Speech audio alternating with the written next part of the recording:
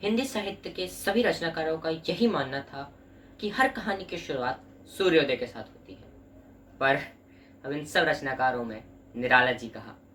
निराला जी तो कुछ और ही सोचते थे, कुछ ऐसा जो ना उनसे पहले कोई सोच सका और ना शायद उनके बाद कोई सोच पाएगा। और उन्होंने एक ऐसी रचना, इस सोच को एक रचना में ढाल दिया, एक ऐसी रचना जो कि हिंदी साहित्य में अमर हो गई। ये रचना है राम की शक्ति पूजा। इस रचना में निराला जी हमारे सामने भगवान राम का वो पहलू रखते हैं जो कि किसी ने नहीं सोचा, और वो हमारे सामने रखते हैं मानवीय राम। वो राम जिन्हें दर्द होता है, जो मेरी तरह है, आपकी तरह है। उन्हें दर्द होता है, वो रोते हैं, कष्ट में होते हैं, वह सोचते हैं। और इस कविता की जो एक खास बात है, जैसा मैंने आपको पहले बताया था कि इस कविता की शुरुआत होती है सूर्यास्त के साथ।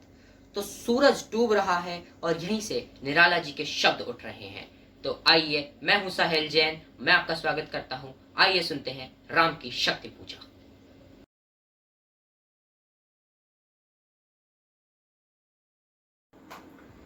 रवि हुआ अस्त, ज्योति के पत्र पर लिखा, अमर रह गया राम रावण का अपराजित ये समर। आज का तीक्ष्ण क्षण विदिक्ष वेग प्रखर, शतशील संवरण नभ नील नभ गर्जत स्वर, प्रतिपल परिवर्तित व्यूह भेद कौशल समूह, रक्षत विरुद्ध प्रत्युह क्रुद्ध कपि विशत हूह, विच्छुरित वन्य रहा राजीव नयन, हत लक्ष्य बाण लोहित लोचन रावण मद मोचन महियाम। राघव लाघव रावण वारण गत युग्न प्रहर, उद्दित कर लंका पति मर्दित कपिदल बल, विस्तर अनिमेष राम विश्वद शरभंग भाव, विच्छुरित बुद्धि के दंड मुष्टि कर रुद्र श्राव, रावण प्रहार वानर दल बल, मूर्छित सुग्रीव वांगद भीषण गवाक्ष नल।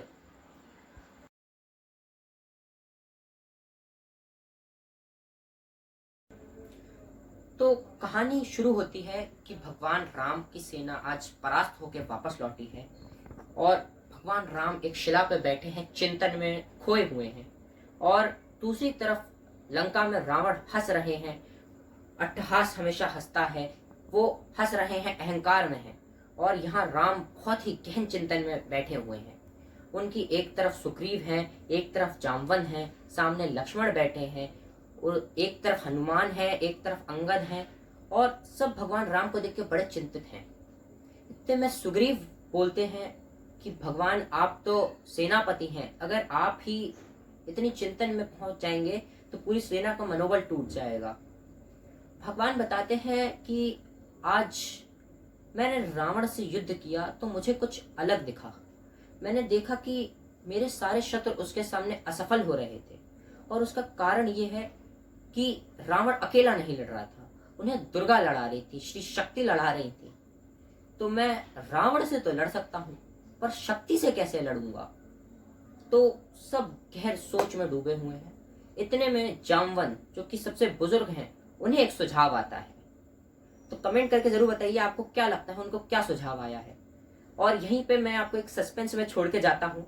भाग 2 में देखते हैं इसके आगे क्या होता है। तो अब लेता हूँ विदा।